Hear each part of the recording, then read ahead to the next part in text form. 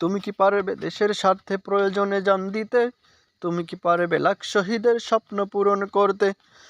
তুমি কি পারবে হতে জনতার স্বপ্নের রাজপুত্র? রক্ষা করতে পারবে কি তুমি পবিত্র মানচিত্র? আদালতে আজ পারবে কি তুমি সত্য বিচার করতে? অপরাধহীন মানুষের যেন কষ্ট না হয় ভুগতে। তুমি কি পারবে মানব সেবায় বাড়াতে স্নেহের হাত? শান্তি তখন বলবে হেসে দুঃখ নিপাতে যাক। তুমি কি পারবে শ্রমিকের মুখে স্বস্তির হাসি ফোটাতে? ন্যায্য পাওনা পেতে তাদের হবে না কষ্টে ভুগতে।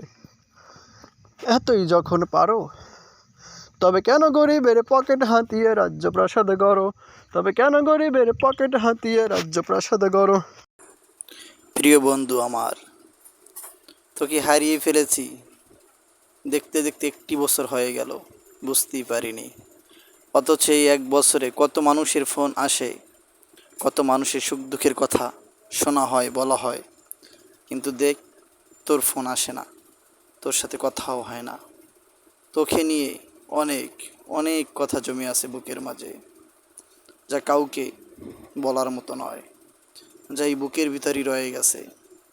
এই 1 বছরে এমন একটি দিন নেই যে তোকে মনে পড়ে না কিংবা তোকে স্মরণ হয় না। যদি আল্লাহ চায়, ইনশাল্লাহ জান্নাতেই কথা হবে দুজনের আবার একসাথে।